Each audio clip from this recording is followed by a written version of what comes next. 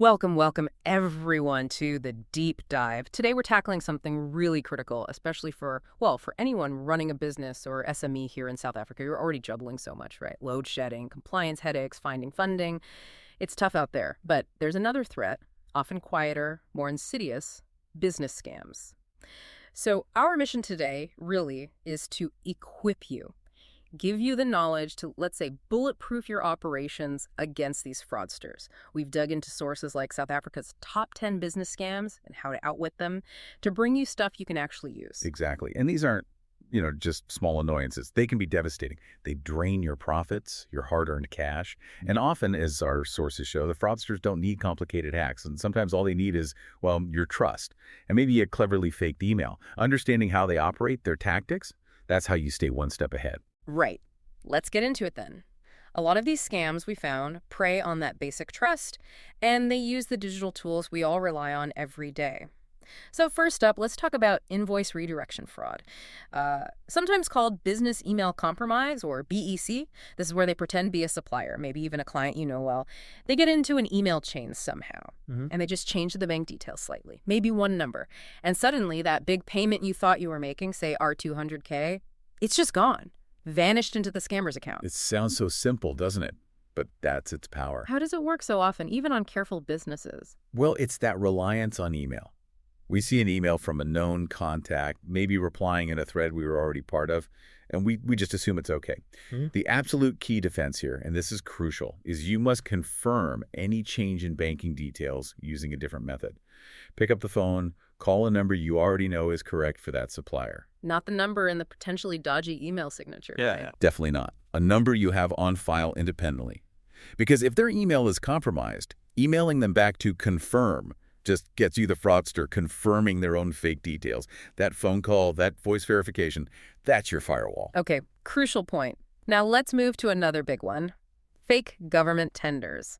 These can look incredibly real. We're talking official logos, letterheads, looks like it's from the Department of Public Works or similar. Engineered to perfection, some of them. Exactly. So you go through the process, you supply the goods they asked for, and then crickets. Nothing. Silence. No commitment. And when you dig deeper, that department contact is just like a Gmail address. Your goods are gone. Yeah, it preys on that desire to get legitimate government work, which is a big deal for many SMEs. The defense here is pretty clear, thankfully. First, always verify any government tender on the official portal, etenders.gov.za. If it's not there, be extremely suspicious. And second, this is a golden rule. Never, ever pay upfront for stock or anything else related to fulfilling a supposed government tender. Real government procurement doesn't work that way. They don't ask you for money to supply them. That upfront fee is a massive red flag then. Huge. Run away fast. Okay, what about those scams that promise the world? Like advance fee investment scams, you know the type. They promise secured funding, maybe an angel investor, an amazing international partnership. It sounds like the answer to your prayers. The dream ticket. But there's always a catch, right? A small fee needed first, legal fees, admin costs, maybe R15,000, something that feels achievable. And you're desperate. You want to believe. So you pay it, and then they disappear. Your R15K lighter and still no funding. They're playing on your hope, maybe your desperation. What's the hard and fast rule here? It's simple and applies everywhere. Real investors don't charge you a fee to give you money. Full stop. They invest because they believe in your business and expect a return from its success, not by taking fees from you up front. If anyone asks for money to give you money, it's almost certainly a scam. Right. Good rule to live by. Okay, shifting gears slightly to, essential admin. Company registration and BE scam services. You need your CIPC docs, maybe a BBBEE affidavit, and suddenly you see an ad offering it super cheap, super fast. Tempting, right? Avoid the queues, save some cash. But what happens? Often you pay and you either get nothing or you get fake documents that are completely worthless. Or worse. That could land you in legal trouble. So the shortcut isn't worth it? Never. The defense is straightforward. Use the official government portal, bizportal.gov.za. Yes, it might take a bit longer, cost a standard fee, but it's legitimate. Remember, if it looks too cheap, it's probably too fake. Okay, another quick transaction scam. The fake proof of payment, POP. This one happens a lot in retail, I imagine. Oh, yes. Very common. Someone buys something from you, maybe quite high value, then they send you an SMS or an email that looks exactly like a confirmation from your bank. It looks convincing. Very. So you trust the notification, you hand over the goods or ship them off. And the money never actually arrives. Precisely. The POP was doctored. The defense is non-negotiable. Wait until the funds are actually physically reflecting in your bank account. Cleared funds. Not just an SMS notification. Absolutely not. SMS does not equal payment. An email doesn't. A screenshot doesn't. Only your bank balance tells the truth. Wait for it. It might annoy the buyer, but it protects you completely. Makes sense. What about scams happening on platforms we use every day, like Facebook or WhatsApp? We're seeing marketplace cons there now, too. Yes, this is a growing area. Wow. Fraudsters will impersonate big, trusted companies. Think Takealot, Checker 6060, Pick and Pay, those kinds of names. How does that work? They'll contact you often via DM or WhatsApp saying they represent, say, PNP's procurement, and they want to place a huge bulk order for your product. Sounds amazing, right? Yeah, that's a dream call for a small supplier. Exactly. But then comes the catch. They might ask you to send samples first, which you pay to courier and never hear back. Or, more commonly, they'll ask for a supplier registration fee or an admin fee to get you onto their system. Ah, the advance fee again, just repackaged. Precisely. The defense is understanding how real businesses operate. Official corporate procurement does not happen in Facebook DMs or unsolicited WhatsApp messages asking for fees. Big companies have formal processes, usually via their official websites or dedicated supplier portals. If it feels too informal for a major corporate deal, it's almost certainly fake. Good point. Okay, let's talk about the digital services space. Rogue SEO, web dev, and social media experts. So many businesses need help here, right? Getting online, getting noticed. Absolutely.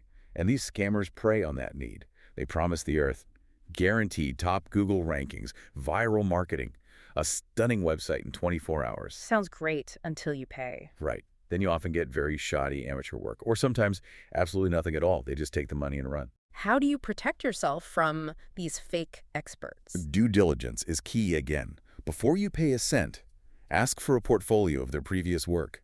Ask for contactable references or testimonials from real clients. Get a clear written scope of work outlining exactly what deliverables you'll receive and when. A genuine professional will have no problem providing these things.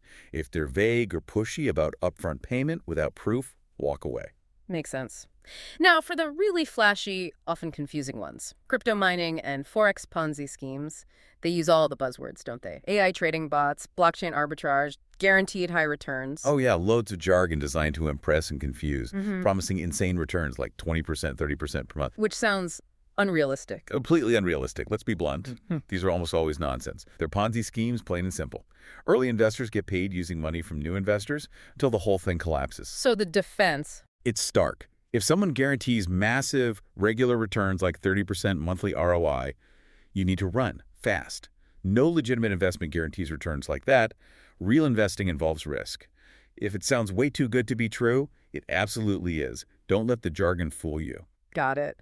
Okay, another area exploiting people's aspirations, bogus training and accreditation providers, especially in high-demand fields, right? Like solar installation, security, maybe health and safety. Exactly. Sectors where people see real job opportunities. These scammers set up fake training companies, offer courses promising full accreditation. People pay, hoping to get qualified. They pay good money, do the course, get a certificate, and then find out the certificate is worthless. The provider wasn't actually accredited by the relevant body. That's heartbreaking. How do you check? You have to validate it independently. Don't just trust the provider's website or brochure. Go to the official source. For many vocational trainings in SA, check with the Quality Council for Trades and Occupations, QCTO, via ncap.cqtp.org.za, or check with the specific CETA or the Department of Higher Education and Training, DHET, for others. Verify the provider and the course are listed there. Crucial step. Lastly, a really sophisticated one, website cloning and brand impersonation. This sounds serious. They actually copy your website. Yes, they create a near-identical copy of your site or mimic your brand very closely on social media or emails. Why? What's the goal?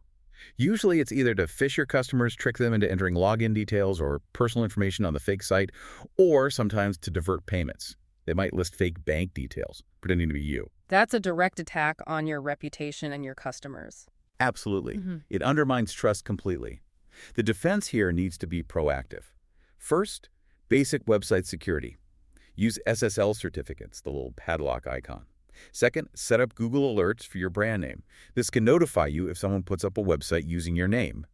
And third, consider using anti-phishing monitoring tools. You need to be actively looking for impersonations because they won't announce themselves. Wow, okay. That's a lot of different threats. We've covered the top 10. So, stepping back, what does this all really mean for you, the listener, the business owner, trying to navigate all this? Well, I think the big takeaway, connecting all these different scams, is what the source material really drives home.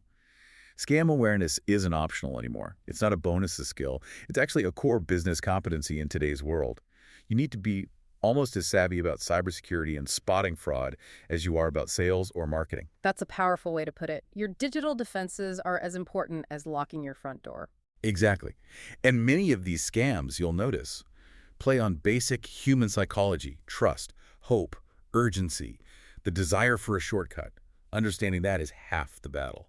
It's also good to know there are tools emerging to help. You mentioned platforms like Acalytica, working on things like secure landing pages, verified payment methods like QR codes, real-time analytics, maybe even fraud alerts built in. Yes, technology can definitely play a role in building more secure environments for businesses, taking some of the pressure off.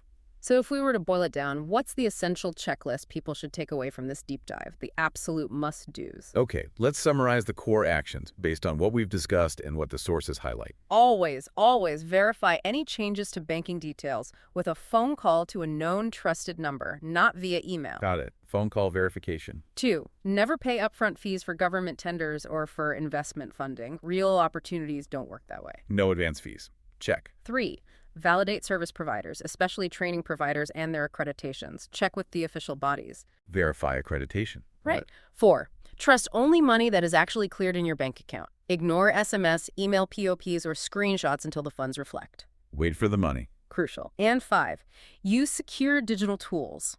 SSL, strong passwords, maybe look into platforms that offer built-in security features to protect your online operations. Excellent checklist. Really Huh. practical stuff. Well, hopefully this deep dive has armed you with some really valuable knowledge.